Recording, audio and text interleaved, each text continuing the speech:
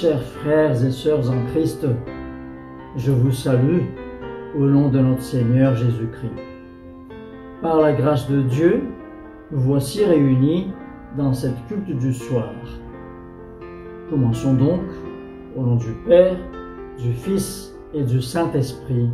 Amen. Que ma prière devant toi s'élève comme un encens et mes mains comme l'offrande du soir. Jésus dit, « Je suis la lumière du monde. Celui qui vient à ma suite ne marchera pas dans les ténèbres. Il aura la lumière qui conduit à la vie. » Amen.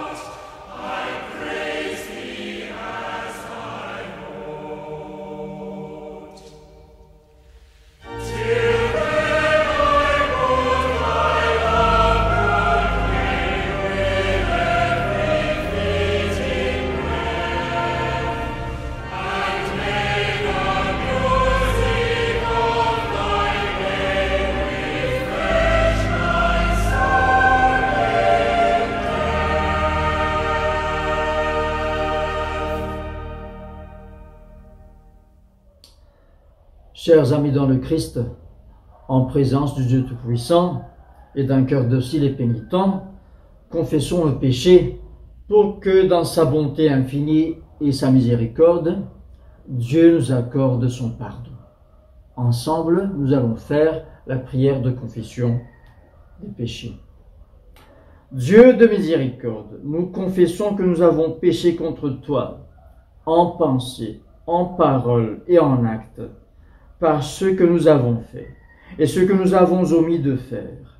Nous ne t'avons pas aimé de tout notre cœur, nous n'avons pas aimé notre prochain comme nous-mêmes. Nous regrettons sincèrement ces fautes. Humblement, nous nous en repentons. Pour l'amour de ton Fils Jésus-Christ, prends pitié de nous et pardonne-nous. Alors ta volonté fera notre joie et nous pourrons marcher dans tes chemins pour la gloire de ton nom. Amen. Que le Dieu Tout-Puissant vous fasse miséricorde, qu'il vous pardonne vos péchés par Jésus-Christ notre Seigneur, qu'il vous affermisse en tout bien et par la puissance du Saint-Esprit, qu'il vous garde pour la vie éternelle.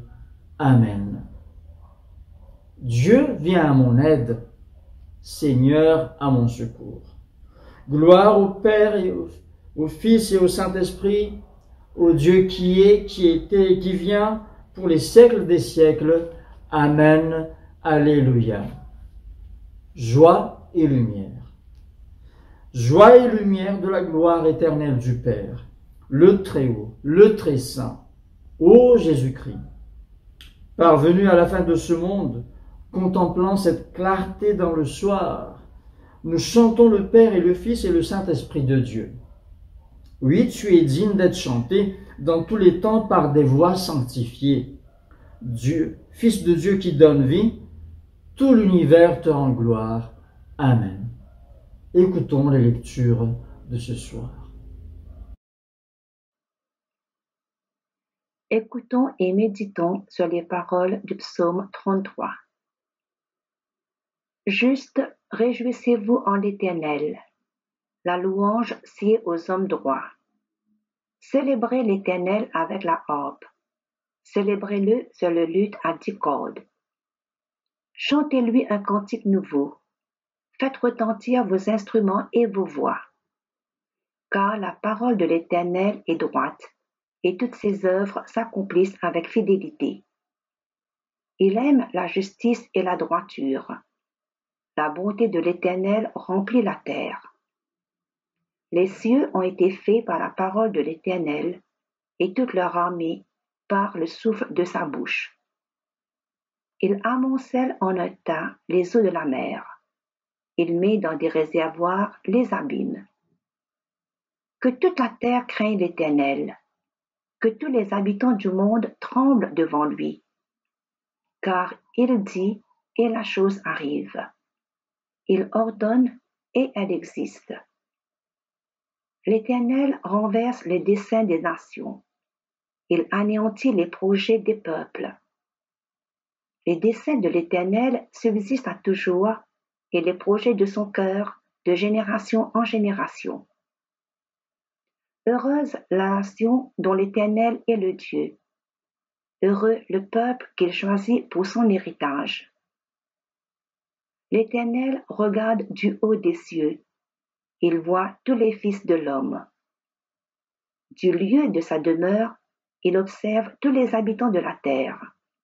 Lui qui forme leur cœur à tous, qui est attentif à toutes leurs actions. Ce n'est pas une grande armée qui sauve le roi. Ce n'est pas une grande force qui délivre le héros. Le cheval est impuissant pour assurer le salut, et toute sa vigueur ne donne pas la délivrance. Voici, l'œil de l'Éternel est sur ceux qui le craignent, sur ceux qui espèrent en sa bonté, afin d'arracher leur âme à la mort et de les faire vivre au milieu de la famine. Notre âme espère en l'Éternel. Il est notre secours et notre bouclier.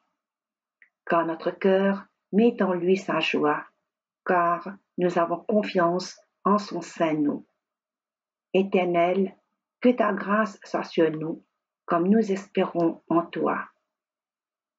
Gloire soit au Père, au Fils et au Saint-Esprit, comme il était au commencement, comme il est maintenant, et comme il sera éternellement. Amen.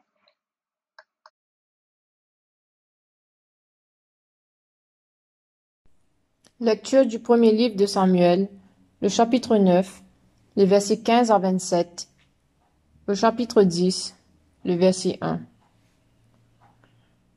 Or, un jour avant l'arrivée de Saül, l'Éternel avait averti Samuel en disant : Demain à cette heure, je t'enverrai un homme du pays de Benjamin, et tu l'oindras pour chef de mon peuple d'Israël. Il sauvera mon peuple de la main des Philistins, car j'ai regardé mon peuple, parce que son cri est venu jusqu'à moi. Lorsque Samuel eut aperçu Saül, l'Éternel lui dit, « Voici l'homme dont je t'ai parlé.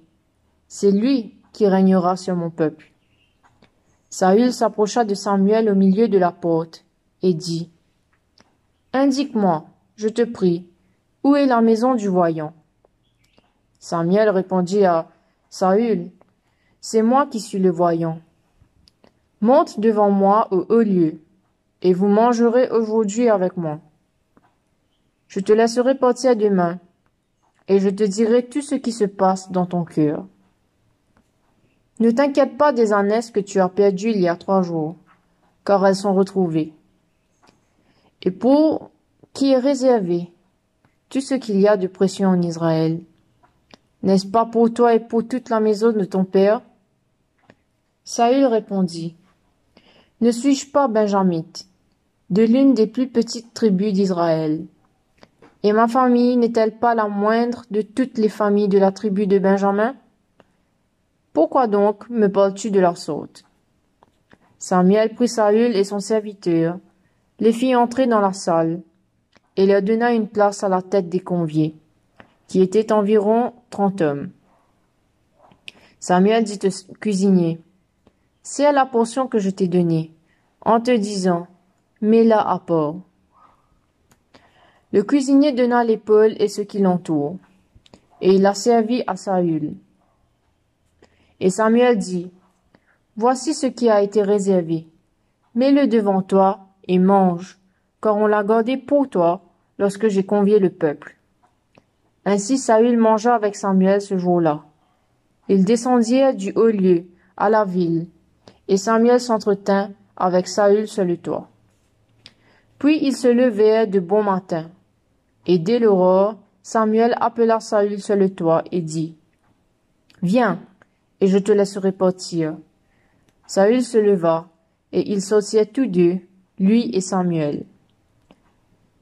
Quand ils furent descendus à l'extrémité de la ville, Samuel dit à Saül, « Dis à ton serviteur de passer devant nous. » Et le serviteur passa devant.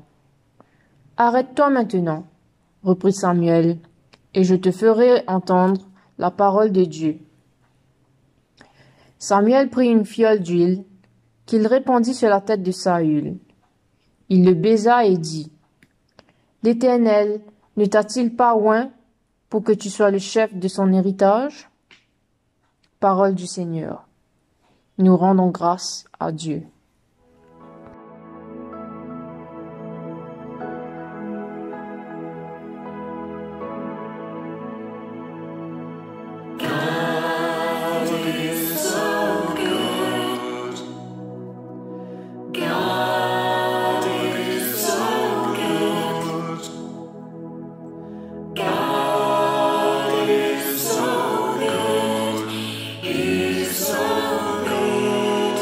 To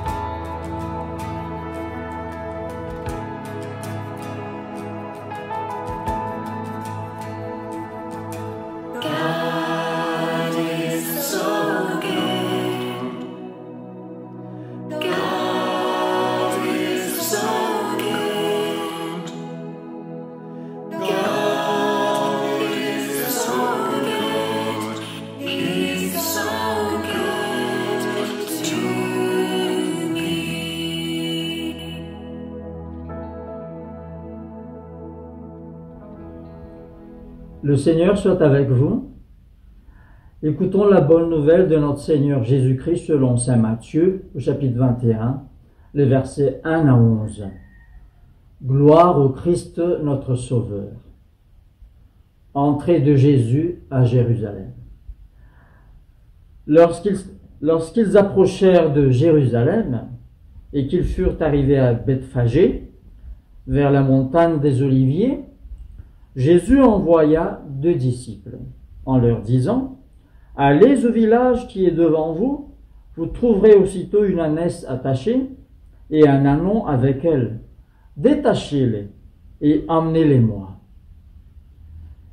Si quelqu'un vous dit quelque chose, vous répondrez : le Seigneur en a besoin, et à l'instant même, il les laissera aller. » Or, ceci arriva afin que s'accomplisse ce qui avait été annoncé par le prophète. Dit à la fille de Sion : voici ton roi vient à toi, plein de douceur, et monté sur un âne, sur un ânon, le petit d'une ânesse. Les disciples allèrent et firent ce que Jésus leur avait ordonné. Ils amenèrent l'ânesse et l'ânon, mirent sur eux leurs vêtements et le firent asseoir dessus. La plupart des gens de la foule étendirent leurs vêtements sur le chemin, d'autres coupèrent des branches d'arbres et en jonchèrent la route. Ceux qui précédaient et ceux qui suivaient Jésus criaient : « Hosanna au fils de David ! Béni soit celui qui vient au nom du Seigneur ! Hosanna dans les lieux très hauts !» Lorsqu'il entra dans Jérusalem, toute la ville fut émue, et l'on disait : « Qui est celui-ci » La foule répondait : « C'est Jésus le prophète de Nazareth en Galilée. » Évangile du Christ, louange au Christ notre Seigneur.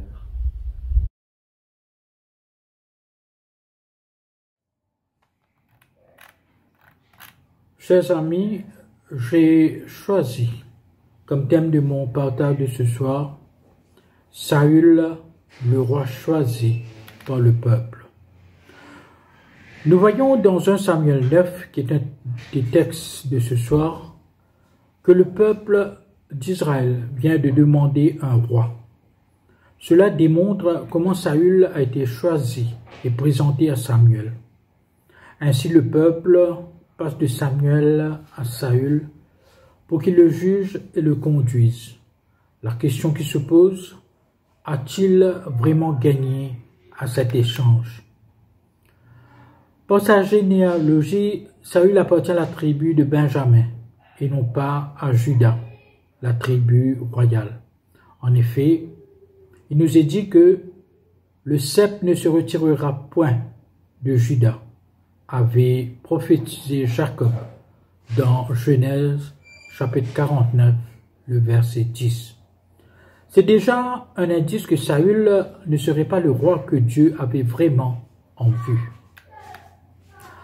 En dépit de son territoire restreint, Benjamin contient des villes de renom, telles que Jérusalem, Bethel, Mitzpah, Rama.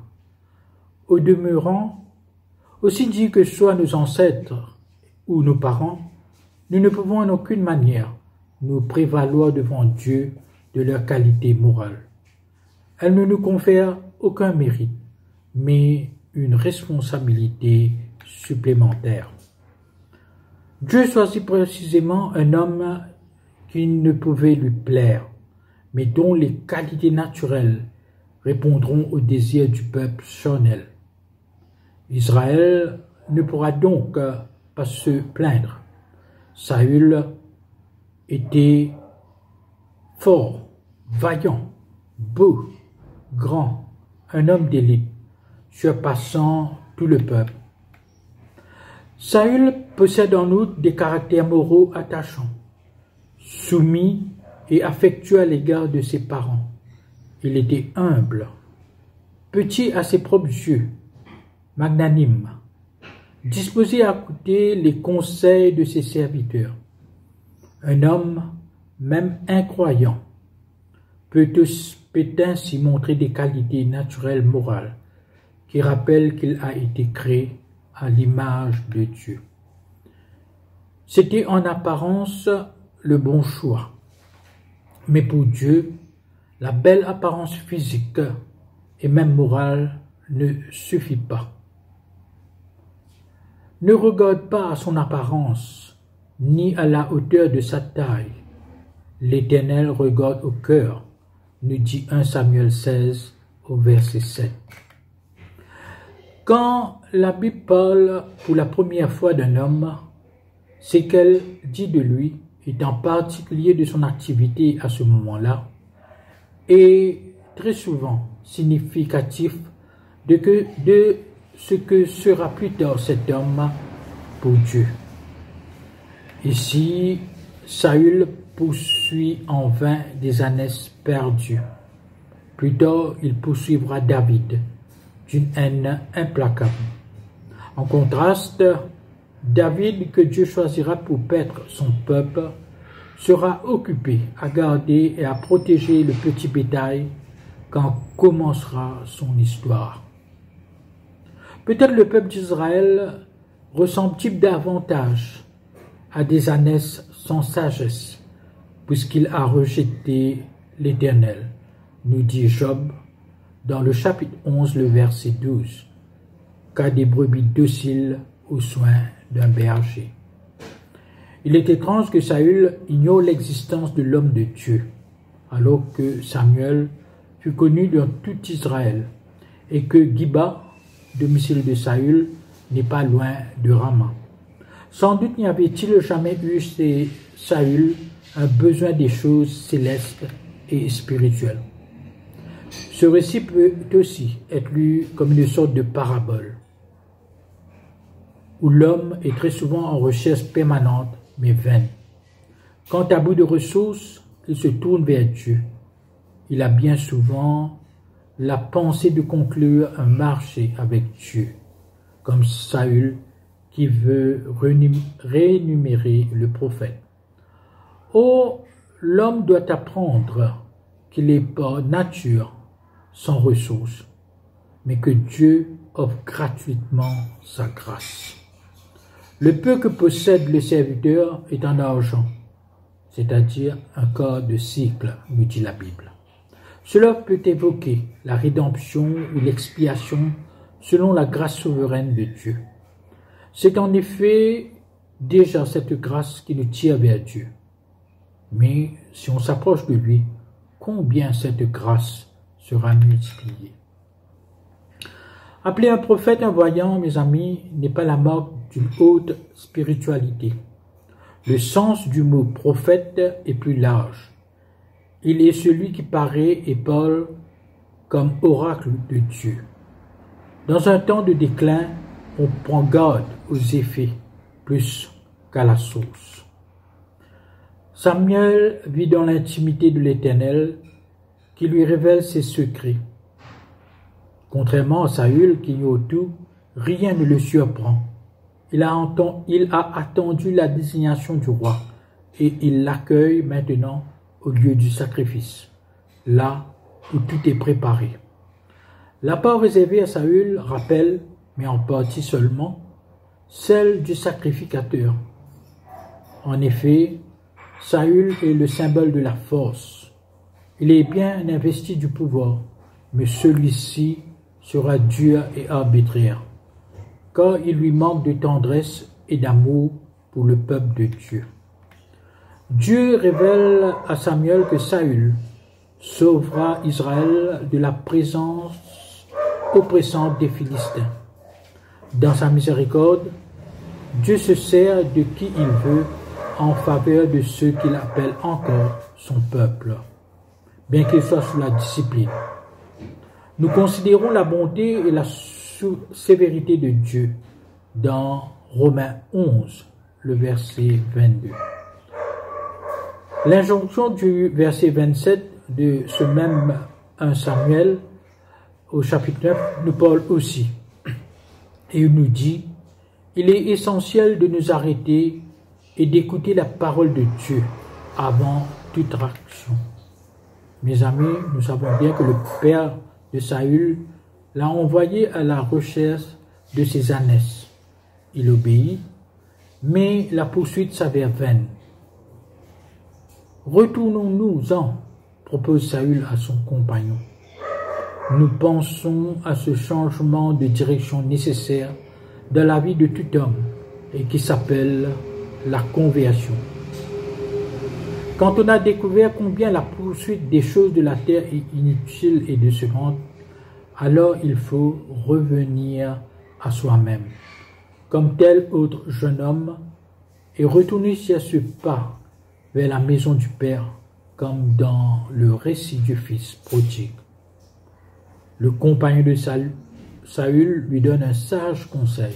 « Allons vers le voyant, dit-il. Il nous enseignera le chemin. » Le représentant de Dieu, pour nous, mes amis, c'est nul autre que Jésus. Se tourner vers lui pour connaître le chemin, c'est aller à la bonne adresse et dans la bonne direction. Pour conclure, laissez-moi vous dire ceci. Pour ceux qui ont la foi, il n'existe pas de chance, il existe Dieu. Pour ceux qui ont Dieu, il n'existe pas d'échec, il existe des victoires. Et pour ceux qui croient en Dieu, il n'existe pas l'impossible, il existe des miracles. Amen.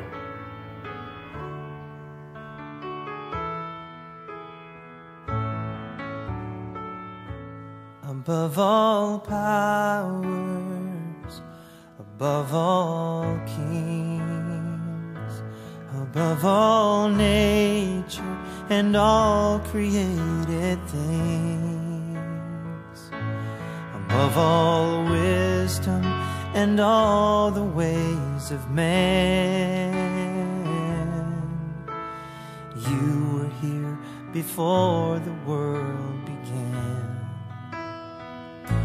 Above all kingdoms, above all thrones, above all wonders the world has ever known, above all wealth and treasures of the earth, there's no way to measure what you're worth.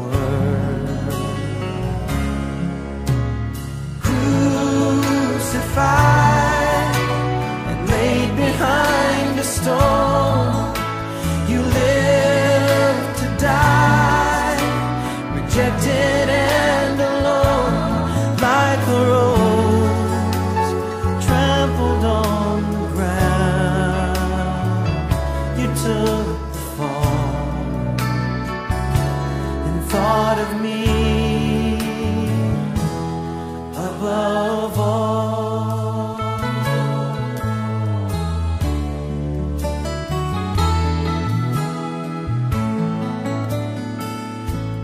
Above all powers, above all kings, above all nature and all created things, above all wisdom and all the ways of man, you were here before the world began. Above all kingdoms, above all thrones, above all wonders the world has ever known, above all wealth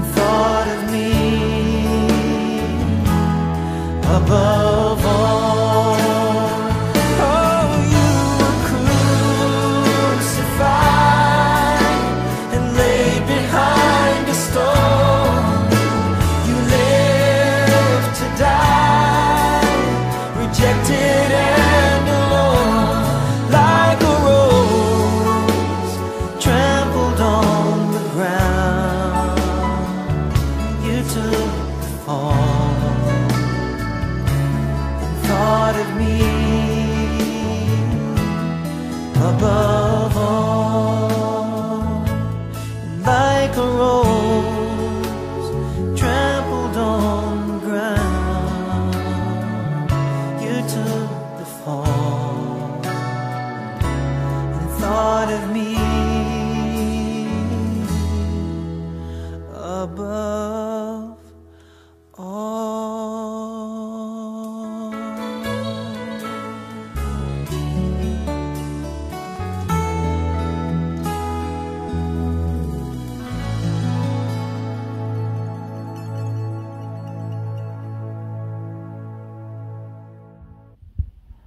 Récitons le symbole des apôtres.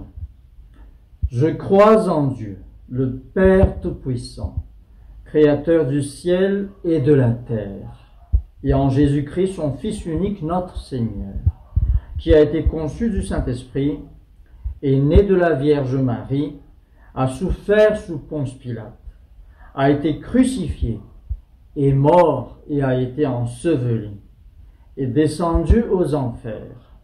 Le troisième jour est ressuscité des morts, est monté aux cieux, est assis à la droite de Dieu le Père Tout-Puissant, d'où il viendra juger les vivants et les morts. Je crois en l'Esprit Saint, à la Sainte Église catholique, à la communion des saints, à la rémission des péchés, à la résurrection de la chair, à la vie éternelle. Amen. Le Seigneur soit avec vous. Et avec votre esprit. Prions le Seigneur, notre Père qui es aux cieux, que ton nom soit sanctifié, que ton règne vienne, que ta volonté soit faite sur la terre comme au ciel. Donne-nous aujourd'hui notre pain de ce jour. Pardonne nos offenses, comme nous pardonnons aussi à ceux qui nous ont offensés. Et ne nous soumets pas à la tentation, mais délivre-nous du mal, car c'est à toi qu'appartiennent le règne, la puissance et la gloire dans les siècles des siècles. Amen. Demandons au Seigneur que ce soir soit parfait, paisible et sans péché. Nous t'en supplions, Seigneur. Que tes saints anges nous conduisent dans les voies de la paix et de la bonne volonté. Nous t'en supplions, Seigneur. Que nous obtenions le pardon de nos péchés et la rémission de nos fautes. Nous t'en supplions, Seigneur. Que tu accordes la paix à ton Église et au monde entier. Nous t'en supplions, Seigneur. Que notre vie ait une fin chrétienne dans la foi et le respect de ton nom, et que nous ne soyons pas condamnés au redoutable tribunal du Christ. Nous t'en supplions, Seigneur. Que nous soyons réunis par le Saint-Esprit à la communion de tous les saints, nous confiant les uns les autres au Christ, en lui offrant toute notre vie. Nous t'en supplions, Seigneur. Prions le Seigneur. Ô Dieu, source de la lumière éternelle, répands ton jour sans fin sur ceux qui veillent en t'attendant. Que nos lèvres te louent, que nos vies te bénissent, et que demain notre adoration te rende gloire par Jésus le Christ notre Seigneur. Amen. Action de grâce générale. Dieu Tout-Puissant, Père de miséricorde, nous te rendons grâce de ta bonté et de ton amour envers nous, tes serviteurs indignes, et envers tous ceux que tu as faits. Nous te bénissons parce que tu nous as créés, tu nous protèges et tu nous combles des bienfaits de cette vie. Mais surtout parce que dans ton amour inépuisable, tu as racheté le monde par ton Fils Jésus-Christ. Et tu nous donnes les moyens de recevoir ta grâce et l'espérance de la gloire sans fin. Nous t'en prions, rends-nous sensibles à ta miséricorde, pour que nous te rendions gloire d'un cœur reconnaissant, non seulement de nos lèvres, mais par toute notre vie, en nous mettant à ton service et en marchant devant toi, dans la justice et la sainteté tout au long de nos jours. Nous te le demandons par ton Fils, Jésus le Christ notre Seigneur. Amen. Prière de Saint Jean Chrysostome. Dieu Tout-Puissant, toi qui nous as accordé la grâce de t'adresser d'un cœur unanime notre prière commune, tu as promis par ton Fils que lorsque 2 ou 3 se réuniraient en son nom, tu serais au milieu d'eux. Comble maintenant, Seigneur, nos désirs ou nos vœux, selon ce qui nous est utile. Donne-nous en cette vie la connaissance de ta vérité, et dans le monde à venir, la vie éternelle. Amen. Bénissons le Seigneur, nous rendons grâce à Dieu. Que le Dieu de l'espérance nous comble de joie et de paix, afin que nous débordions d'espérance par la puissance de l'Esprit Saint. Et que le Dieu Tout-Puissant vous bénisse, le Père, le Fils et le Saint-Esprit. Amen. Ici s'achève notre culte du soir, mais avant de nous séparer, écoutons ce dernier chant. Merci d'avoir suivi. Amen. Merci.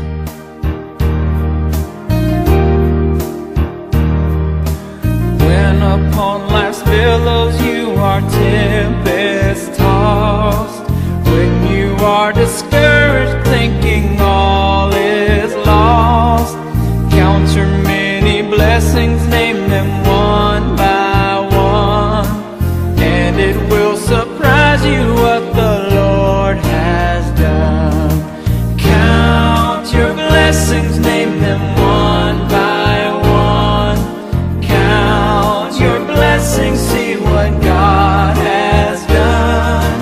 Count your blessings, name them one by one. Count your many blessings, see what God has done.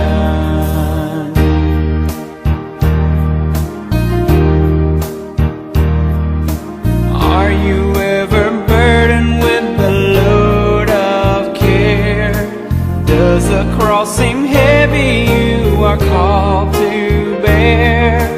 Count your many blessings, every doubt will fly, and you will be singing as the days go by. Count your blessings, name them one by one. Count your blessings, see what God has done. Count your blessings, name them one by one. Count your many blessings, see what God has done.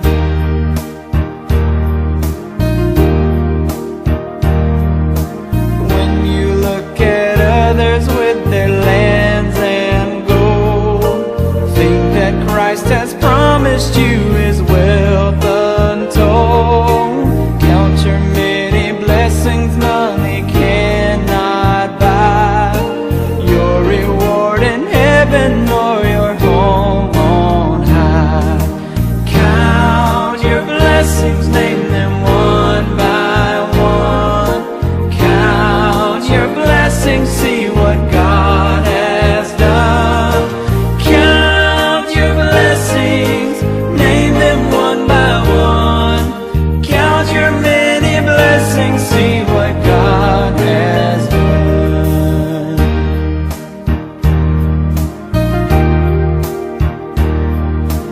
So amid the conflict where